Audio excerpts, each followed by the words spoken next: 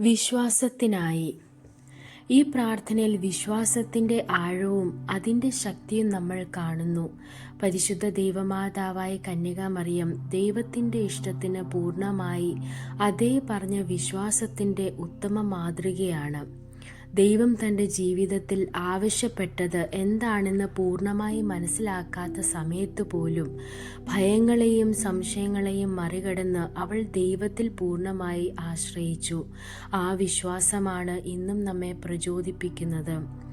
ദൈവത്തിൻ്റെ ഇഷ്ടത്തിന് പൂർണ്ണമായി അതേ പറഞ്ഞു നിന്ന നീ എന്ന വാചകം മറിയത്തിൻ്റെ സമർപ്പണത്തെയും അനുസരണത്തെയും സൂചിപ്പിക്കുന്നു.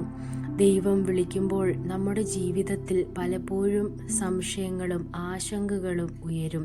എന്ത് സംഭവിക്കുമെന്ന് അറിയാത്തതിനാൽ നാം പേടിക്കുകയും വിശ്വാസം ദുർബലമാകുകയും ചെയ്യും.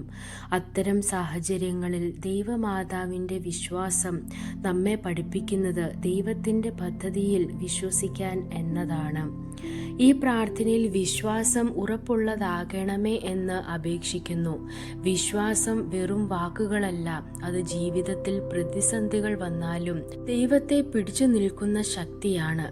രോഗം, സാമ്പത്തിക ബുദ്ധിമുട്ടുകൾ, കുടുംബ പ്രശ്നങ്ങൾ, ഭാവിയെക്കുറിച്ചുള്ള ഭയം എന്നിവ നമ്മുടെ വിശ്വാസത്തെ പരീക്ഷിക്കുമ്പോൾ ദൈവമാതാവിനോട് നമ്മൾ പ്രാർത്ഥിക്കുന്നു, എൻ്റെ വിശ്വാസം ഉറപ്പുള്ളതാക്കണമേ. സംശയങ്ങളും ഭയങ്ങളും മാറി എന്ന ഭാഗം മനുഷ്യന്റെ സാധാരണ ദൗർബല്യങ്ങളെ തുറന്നു കാട്ടുന്നു. സംശയം പാപമല്ല, എന്നാൽ അതിൽ കുടുങ്ങി ദൈവത്തിൽ നിന്ന് അകന്നു പോകുന്നതാണ് അപകടം. ഈ പ്രാർത്ഥനയിലൂടെ സംശയങ്ങൾ മാറി ഹൃദയം സമാധാനത്തോടെ നിറയാൻ ദൈവമാതാവിൻ്റെ ഇടപെടൽ നമ്മൾ അപേക്ഷിക്കുന്നു.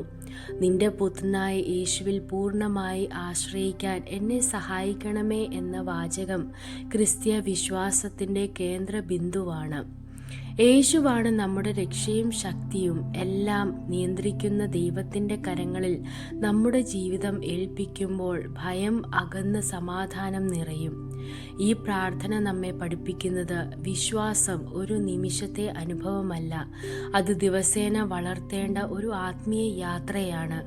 ദൈവമാതാവിൻ്റെ മാതൃക പിന്തുടർന്ന് ജീവിതത്തിലെ എല്ലാ സാഹചര്യങ്ങളിലും ദൈവത്തോട് അതേ പറയാൻ നമ്മെ ഈ പ്രാർത്ഥന ശക്തിപ്പെടുത്തുന്നു. ആമീൻ. ദൈവം നിങ്ങളെ അനുഗ്രഹിക്കട്ടെ.